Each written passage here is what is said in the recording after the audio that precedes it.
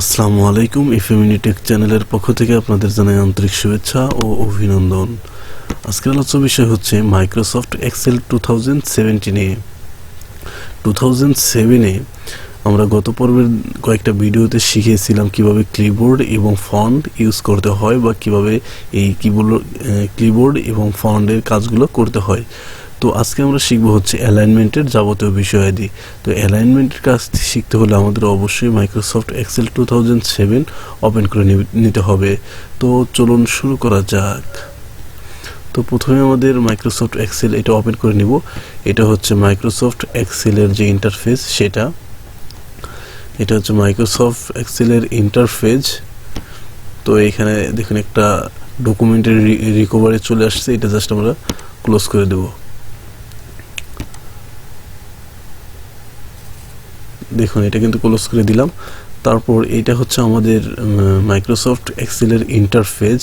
এখন এখানে A B C D এগুলোর নাম হচ্ছে এক একটা কলাম, এবং 1 2 3 4 5 এগুলোর নাম হচ্ছে এক একটা রো। এখন আমি যদি এইখানে ক্লিক করি, তো দেখুন এখানে ক্লিক করার সাথে সাথে কিন্তু জি সিলেক্ট হয়ে গেল। জি সিলেক্ট হওয়ার সাথে সাথে এই সাইডে কিন্তু আবার 8 সিলেক্ট হয়ে গেছে। কারণটা কি? কারণ জি হচ্ছে কলাম এবং 8 হচ্ছে রো, তার মানে G8। এই যে নেম বক্সে কিন্তু G8 চলে আসছে।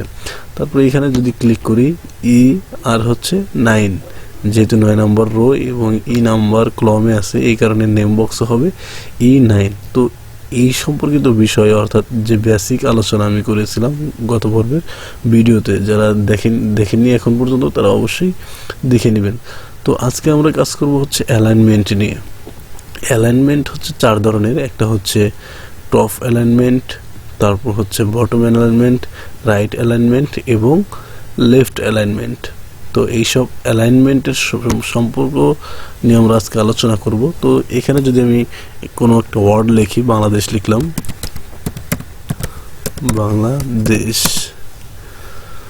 তো দেখুন এখানে কিন্তু বাংলাদেশ আমি ঠিকই লিখছি, কিন্তু জি কলামে কিন্তু বাংলাদেশের সম্পূর্ণ অক্ষর অন্তর্ভুক্ত হয় নাই। একটা অক্ষর এইচ কিন্তু চলে আসছে, অর্থাৎ বাংলাদেশের যে শেষে এইচ, এটা কিন্তু এইচ কলামে চলে আসছে। তো দেখুন আমি যদি এইটা ক্লিক করি, তাহলে শুধু DES, বাংলাদেশের শেষের 3টা যে অক্ষর DES, এই 3টা সিলেক্ট হয়েছে, লাস্টের অক্ষরটা কিন্তু সিলেক্ট হয় নাই। এইখানে যদি আমি ক্লিক করি, ওই এইচটা কিন্তু এইচ কলামে চলে আসছে।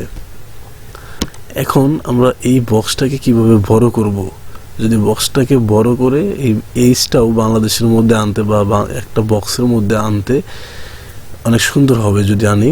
তার মানে এইটা করতে হলে, বক্সটা বড় করতে হলে আমাদের মাউসের কার্সরটা জি কলামে নিয়ে গিয়ে মাউসের রাইট সাইড ড্র্যাগ করে ধরে আমরা এভাবে বৃদ্ধি করতে পারি। যতটুকু নিব ততটুকুই বৃদ্ধি পাবে। তো দেখুন আমাদের বক্সটা কিন্তু বৃদ্ধি পেয়ে গেল। তারপর হচ্ছে কলাম যদি রো যদি বৃদ্ধি করতে চান, তাহলে আমাদের 9 নম্বর যে রোতে আছে, এইটা আমাদের মাউসের কার্সরটা নিয়ে গিয়ে জাস্ট ড্র্যাগ করে ধরে নিচের দিকে আমরা ক্লিক করে নিয়ে আসবো। তো দেখুন আমাদের বক্সটা কিন্তু বড় হয়ে গেল। এখন আমাদের পুরোপুরি অ্যালাইনমেন্টের কাজগুলো শিখবো। আমরা প্রথমেই বলেছিলাম অ্যালাইনমেন্ট হচ্ছে 4 ধরনের। একটা হচ্ছে টপ অ্যালাইনমেন্ট। তো দেখুন এই যে এখানে টপ অ্যালাইনমেন্ট, এখানে যদি আমি ক্লিক করি তাহলে এই বাংলাদেশ লেখাটা উপরে চলে যাবে। তো দেখুন আমি টপ অ্যালাইনমেন্টে ক্লিক করলাম, তো দেখুন বাংলাদেশের লেখাটা কিন্তু উপরে চলে গেল। এখন বাংলাদেশের এই লেখাটা কিন্তু লেফট সাইড থেকে শুরু হয়েছে, এই কারণে এখানে ক্লিক করলেও কিন্তু লেফট সাইড থেকে ডিফল্ট আকৃতিতে শুরু হয়ে গেছে। তারপর হচ্ছে টপে রেখে যদি আমি এই যে সেন্টারে রাখি, এই যে সেন্টার, এখানে ক্লিক করলে এটা কিন্তু সেন্টারে চলে আসবে। আবার টপে রাখার সাথে সাথে যদি আমি রাইট সাইডে ক্লিক করি, অ্যালাইন টেক্সট রাইটে, এখানে ক্লিক করলে এটা রাইট থেকে কিন্তু শুরু হবে। তারপর হচ্ছে 2 নম্বর যে অপশন মিডল অ্যালাইনমেন্ট, এখানে ক্লিক করলে টেক্সটটা কিন্তু মিডলে চলে যাবে। মিডলে চলে যাওয়ার পর যেহেতু আমার এই যে নিচের যে অ্যালাইনমেন্ট সেটা রাইটে সিলেক্ট করা আছে, এই কারণে এই রাইট থেকে শুরু হয়েছে। তারপরে এখান থেকে যদি আমি সেন্টারে ক্লিক করি, তাহলে এটা কিন্তু সেন্টারে চলে আসবে। তারপর হচ্ছে এটা যদি আমরা লেফটে ক্লিক করি, তাহলে কিন্তু লেফটে চলে আসবে। তারপর হচ্ছে 3 নম্বর যে অপশন, সেটা হচ্ছে বটম অ্যালাইনমেন্ট। এখানে যদি ক্লিক করি, তো দেখুন এখানে কিন্তু লেফট হ্যান্ড সাইডে সিলেক্ট করা আছে অ্যালাইনমেন্ট টেক্সট লেফট, এই কারণে এটা লেফট থেকে শুরু হয়েছে। তারপর এখানে যদি সেন্টারে ক্লিক করি সেন্টার থেকে শুরু হবে। তারপর হচ্ছে এখানে ক্লিক করলে আমাদের শুরু হবে লেফট থেকে রাইট থেকে। তো এইটাকে সুন্দরভাবে দেখার জন্য আমাদের মিডল অ্যালাইনমেন্ট এবং সেন্টার অ্যালাইনমেন্টে ক্লিক করলে তো দেখুন এটা পুরোপুরি মাঝখানে চলে আসছে এবং আমাদের যে ভিউ বা প্রদর্শন সেটা অনেক সুন্দর দেখাচ্ছে বাংলাদেশ লেখাটি। ওকে, এই ছিল মোটামুটি অ্যালাইনমেন্টের কাজ। তারপরে এখানে আরেকটা অপশন দেওয়া আছে যে এবি নামে একটা অপশন দেওয়া আছে যার নাম হচ্ছে ওরিয়েন্টেশন। এখানে যদি আমি ক্লিক করি এখানে অনেকগুলো অপশন দেখা যাবে, অ্যাঙ্গেল, কাউন্টার ক্লকওয়াইজ, তারপর হচ্ছে angle clockwise, vertical text, rotate text up, rotate text down, format sell, alignment. তো আমরা যদি প্রথমটাই ক্লিক করি তো দেখুন বাংলাদেশের লেখাটা কিন্তু একটু ক্লকওয়াইজ মানে অ্যাঙ্গেল হয়ে গেছে কোনাকুনি। তো এটা যদি চেঞ্জ করতে চাই আবার এখানে চলে যাব। তারপর হচ্ছে অ্যান্টি ক্লকওয়াইজে যদি ক্লিক করি বাংলাদেশ লেখাটা উল্টো আকৃতির বাঁকা হয়ে যাবে। তো দেখুন এই যে বাঁকা হয়ে গেল।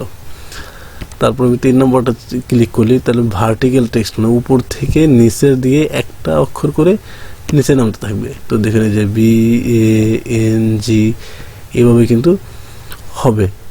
এখন কিন্তু এইটা দেখা যাচ্ছে না, এইটা দেখা যায় না এই কারণে আমি যদি আর একটু বড় করি তো দেখুন এইবার কিন্তু এসটা দেখা যাচ্ছে।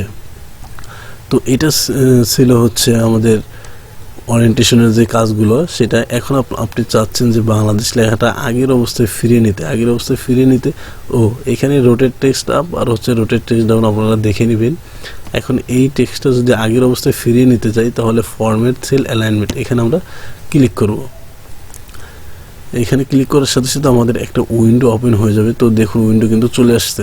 এই যে টেক্সট আর একটা রেড আইকন আছে, এইটা যদি আমি এইখানে দেই তার মানে অ্যাঙ্গেল হলো 30 ডিগ্রি। এখানে ক্লিক করলে তো দেখুন এখানে কিন্তু 30 ডিগ্রি অ্যাঙ্গেল সৃষ্টি হয়ে গেল।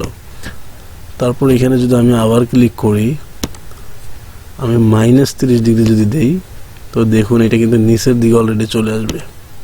তো দেখুন এই যে এটা কিন্তু এইভাবে হয়ে গেল। আমি আরেকটু চেষ্টা করতে অন্যভাবে দেখতে পারি। এখন এখানে যদি 0 ডিগ্রি দেই, 0 ডিগ্রি দিলে এবং আগের অবস্থায় কিন্তু এটা ফিরে আসছে। এটা ছিল হচ্ছে আমাদের ওরিয়েন্টেশনের যে কাজ সেটা। ওকে, এখন আমরা দেখব ডিক্রিজ ইন্ডেন্টে যদি ক্লিক করি তাহলে আর তার রাইট সাইডে আরেকটা অপশন আছে সেটা হচ্ছে ইনক্রিজ ইন্ডেন্ট। এটা যদি ক্লিক করি তো দেখুন যত আমি ক্লিক করব তত কিন্তু এটা বক্স থেকে বাইরের দিকে চলে যাবে। ইনক্রিজে যদি ক্লিক করি বক্স থেকে বাইরের দিকে চলে যাবে এবং বাইরের দিকে যাওয়ার সাথে সাথে যে কলামগুলো পাবে সবগুলো কলামের যে রেখা সেটা কিন্তু নষ্ট করে ফেলবে। তো দেখুন তারপরে যদি আমি ডিক্রিজে ক্লিক করি এই যে রেখাগুলো এগুলো কিন্তু একদম মুছে ফেলেছে। এখন যদি আমি ডিক্রিজে ক্লিক করি সেটা বক্সে আসার সাথে সাথে আমাদের যে কলামের যে রেখাটা ছিল সেটা পরিপূর্ণ হয়ে যাবে। এটা হচ্ছে ডিক্রিজ এবং ইনক্রিজের কাজ। ওকে, তারপর হচ্ছে এখানে আরেকটা অপশন দেওয়া আছে যে রাফ টেক্সট আর এখানে দেওয়া আছে হচ্ছে মার্জিন করা। তো মার্জিন করা হচ্ছে এইখানে যদি আমি আরো কোনো কিছু লিখি